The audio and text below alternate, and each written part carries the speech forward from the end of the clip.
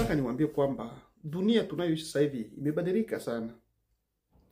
Na pale unapoona mambo yanahitaji wewe ukae kimya, lazima ukae kimya.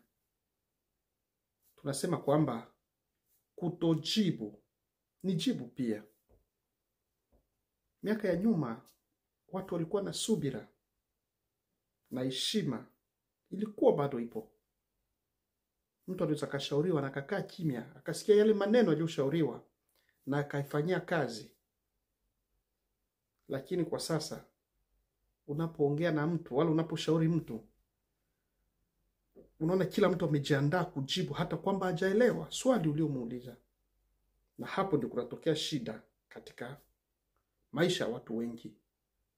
Inaweza kwa mke na mme, watoto kwa wazazi, majirani.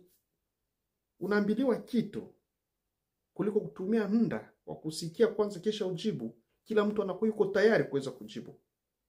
Ujue kwamba ndugu yangu, kutojibu ni jibu sahihi. Kaa kimya tu jambo linapotokea. Lakini ukiwa tayari kujibu, inawezekana unaweza ukajibu sahihi wala ukajibu vibaya kabisa.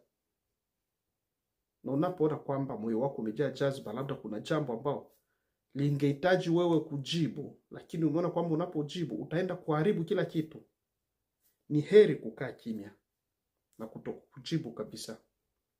Na hiyo ndio hekima. Na hapo watu wengine wanasema kwamba wewe uko tayari kutafuta amani. Sitakudanganya ndugu yangu, maisha tunayoishi sasa na hayo maisha ambao wazee wetu waliishi nyuma ni tofauti kabisa. Na yanatokea katika familia nyingi sana. Na hata chanzo cha watu wengi kutengana katika familia ni pale kila mtu anajisikia yuko tayari kuweza kujibu hata kwamba hajaelewa kile kitu alichoulizwa. Fikiria kwa mfano wa wanandoa, umetoka kazini, umekuta mambo yapo sawa nyumbani.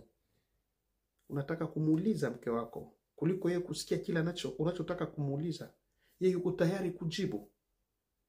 Na anapojibu, labda yataingia vizuri katika kichwa chako.